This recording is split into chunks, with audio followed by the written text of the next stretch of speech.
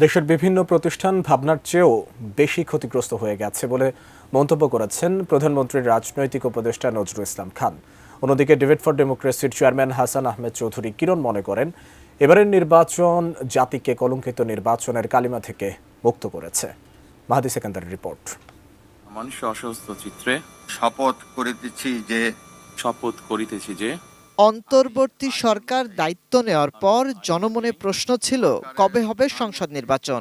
সে প্রশ্নের সমাধান মিলল 12 ফেব্রুয়ারির জাতীয় নির্বাচনে, যেখানে একক সংখ্যাগরিষ্ঠতা নিয়ে সরকার গঠন করেছে বিএনপির নেতৃত্বাধীন জোট।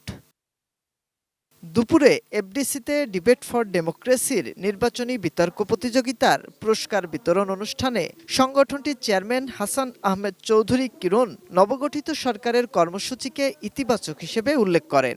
দাবি জানান প্রতিহিংসার রাজনীতি বন্ধের, সে সাথে বিতর্ককে পাঠ্যপুস্তকে অন্তর্ভুক্তি সহ 3 দফা প্রস্তাবও তুলে ধরেন। এই নির্বাচনের মধ্য দিয়ে বাংলাদেশ বিগত সময়ে যে কলঙ্কিত ভোটের যে কালিমা আমাদের কপালে লাগানো ছিল, সেই কালিমা থেকে আমরা মুক্তি পেয়েছি। এই নির্বাচনের মধ্যে দেশে সুশাসন, আইনের শাসন প্রতিষ্ঠা হবে। এই নির্বাচনের মধ্যে দিয়ে যারা সরকারে এসেছে তারা গুম খুন হত্যার রাজনীতি বন্ধ করে 18-20 কোটি মানুষকে, সকলকে তার যার যার অবস্থান থেকে তাকে ভালোভাবে বেঁচে থাকবার জন্য, নিরাপদে বাড়ি ফিরবার জন্য তারা সহযোগিতা করবে। প্রধানমন্ত্রীর রাজনৈতিক উপদেষ্টা নজরুল ইসলাম খান তাগিদ দেন তরুণ প্রজন্মকে কাজে লাগানোর, সে সাথে গণতন্ত্রের যাত্রায় দলীয়করণ থেকে বেরিয়ে সকলের সহযোগিতাও চান তিনি। এদেশের বিভিন্ন প্রতিষ্ঠান যতখানি ভেবেছি আমরা তার চেয়েও বেশি দলীয়করণ, আত্মীয়করণ, দুর্নীতি, অনাচার, অযোগ্য মানুষদেরকে দায়িত্বে দেওয়া, এই সব কিছু মিলিয়েই এই সর্বনাশটা হয়েছে।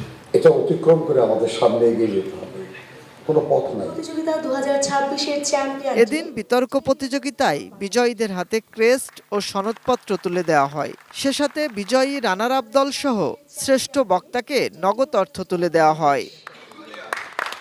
মাহাদি সেকেন্দার, এটিএন নিউজ, ঢাকা।